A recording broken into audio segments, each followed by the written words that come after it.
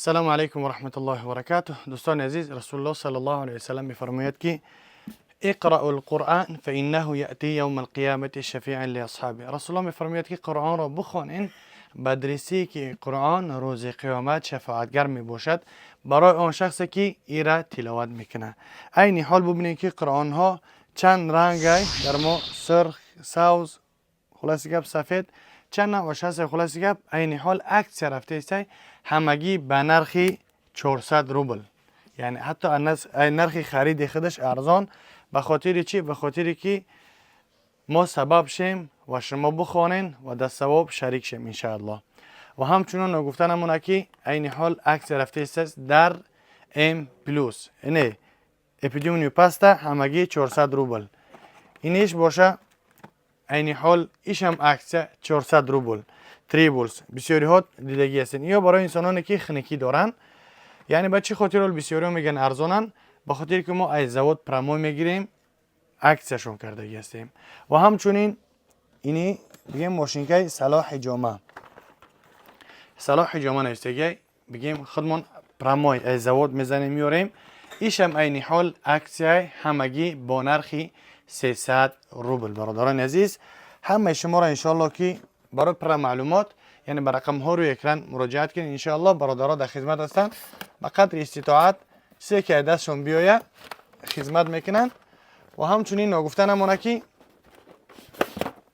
بگیم مساجورکوی صلاح جامعه هسته، اینها چند نوعی. خلاصی گپ این همی عین حال عکس رفته است. این 5000 روبل بود پیش، عین حال باشه به نرخ 2000 روبل. خلاصی گپ برای پر معلومات به رقم ها روی اکران مراجعت کنین. انشالله که برادرها در خدمت هستند. به قدر استطاعت چیزی که دستشون بیاین کوشش میکنن. قرآن های کلان هم هسته برای انسانانی که شماشون ضعیفن. قرآن تجویدی چقدر که بخوایی میخونی چشمت نمیزنه، ای خواندن بفره نمیشه. و همچنین دوخی ها در ما هسته، عین حال با عکس قطعی رفته است. چند نوع دوخی ها هستن. خلاص که باز ما کارخونه رو نشونتون میتیم، بیا بریم ببینیمش.